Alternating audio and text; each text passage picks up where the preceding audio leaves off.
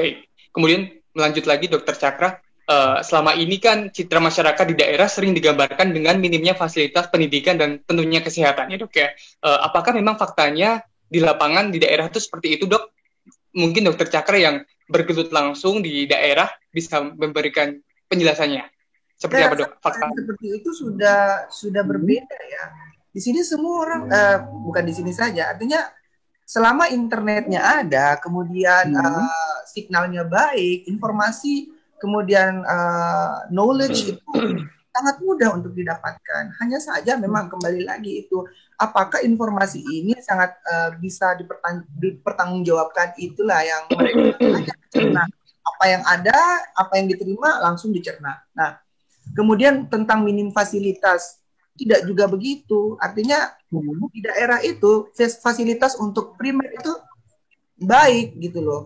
Yang menjadi permasalahan itu adalah adanya prosedur-prosedur tentang penanganan, kemudian perlakuan terhadap fasilitas-fasilitas, kemudian perlakuan terhadap anggaran-anggaran itu kan ada prosedurnya, dan itu kan tidak bisa dilanggar, harus diikuti semua satu persatu. Nah, jadi untuk perubahan-perubahan itu kan kita harus menunggu kapan terjadi perubahan, kapan, itu semua ada aturan mainnya. Nah, seperti itulah yang terjadi di daerah. Baik. Kemudian dokter kan mungkin menyambung dari penjelasan Dokter Cakra. Dok, sejauh ini sejumlah ketimpangan yang terjadi antara fasilitas kesehatan dan mungkin bisa disebutkan sejumlah tenaga ya dok ya, tenaga kesehatan di daerah dan tentunya di wilayah Pulau Jawa yang berpusat, maksudnya saya yang dekat dengan pusat pemerintahan. Ini kira-kira terjadi hal demikian, faktornya apa saja sih dok? Ya, sebetulnya begini ya, artinya kalau sistem rujukan itu berjalan dengan baik, ya sebetulnya kita tidak perlu meributkan yang namanya tentang fasilitas alat kesehatan. Alkestron apalagi, alat kesehatan elektronik, nggak perlu diributin. Yang menjadi masalah ini kan, kadang-kadang kalau saya perhatikan, jujur ngomong ya, dokter itu adalah faktor organik. Artinya dokter itu nggak boleh diperlakukan kayak benda. Dokter itu harus diperhatikan bahwa dia itu juga manusia, sumber daya manusia. Nah, kenapa akhirnya banyak dokter-dokter kita tidak merata di pelosok dan di daerah? Makanya aku bangga banget dengan Dokter Cakra nih, bisa mau ke Mukajang. Ya, padahal beliau itu sudah malang melintang loh. Saya tahu tuh namanya Dokter Cakra tuh malang melintang di Pulau Jawa, di mana-mana saya ketemu dengan beliau. Kita kenal udah berapa tahun ya, Mas ya, udah banyak banget yang kita alami bersama dengan pelatihan-pelatihan dan sebagainya. So, kenapa akhirnya Dokter Cakra mau pulang ke daerah? Itu adalah suatu passion, itu adalah sesuatu hal yang menurut saya perlu kita acungi jempol. Tolong diingat, Dokter Cakra ini masih lajang. Nah, masih lajang. Menjadi masalah kalau seandainya nih dokternya perempuan, lalu udah punya calon suami, lalu kemudian udah siap menikah dan akan hamil. Nah, bagaimana mungkin kalau orang yang namanya dokter yang udah pernah sekolah tinggi, masuk SMA bagus gitu loh ya, lalu hidup di pelosok dan dia mikirin, nanti anak saya mau sekolah di mana ya? Nah, barangkali rumah sederhana oke lah ya, tetapi faktor pendidikan anak-anak, bahwa dokter ini adalah apa ya, sekali lagi, kita adalah unit organik gitu loh. Jadi nggak boleh diperlakukan kayak benda.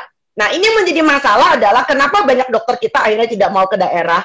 Ya, ada bidan, ada perawat, dan sebagainya. Karena kadang-kadang tuh seperti kayak mindahin pion catur tuh loh, kok enak banget gitu loh. Diatur sana, diatur ke sini. Nah, sementara di daerahnya sendiri barangkali fasilitas itu bukan cuma sekedar fasilitas tempat dia bekerja, tapi juga fasilitas dokter ini hidup sebagai manusia yang layak. Itu Mas ya. Dan saya masih ingat banget nih, mau saya tambahin nih. Zaman saya sekolah dulu, nggak tahu nih Mas Cakra udah sempat dengar atau tidak. Zaman saya sekolah dulu, saya lulus tahun 91 ya Mas ya. Jadi tahun 91 kita itu mengenal yang disebut dengan World Health Assembly. Jadi semacam kayak hasil dari keputusan sidang PBB yang mencanangkan Health for All in 2000. Nah, dari tahun 77 sampai dengan tahun 2000 itu kesannya wow, masih 23 tahun ke depan. Saya lewatin tuh tahun 77, saya lewatin tahun 2000, dan sekarang 2020. Health for all, nggak ada gitu loh.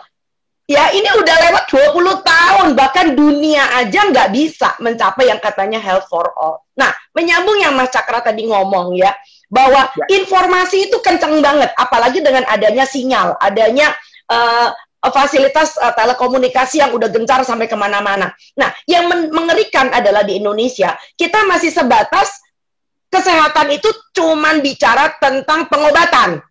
Nah, bukan pencegahan. Jadi bukan promotif dan preventif. Nah, akibatnya apa? Akibatnya dengan kejar-kejarnya informasi seperti ini pun tidak tertutup kemungkinan orang yang ada di kampung dusun paling pelosok itu juga terpapar dengan iklan. Nah, iklannya apa? Dari iklan gaya hidup yang tidak sehat sampai dengan iklan pengobatan-pengobatan super supernova ya. Itu sebabnya tadi kenapa Mas Cakra mengatakan bahwa ada orang kampung sakit kepala, dikit-dikit minta CT scan. Hah? Gitu loh. Jadi dia taunya udah banyak, tapi literasinya minim banget. Nah, ini adalah tanggung jawab kita semua. Pemerintah tentu saja. Nah, seberapa jauh kemudian pemerintah juga ikut terlibat, ini disebut dengan mari kita bersama, kita meningkatkan derajat kesehatan bangsa kita. Gitu loh ya. Itu yang penting, Mas. Terima kasih sudah nonton.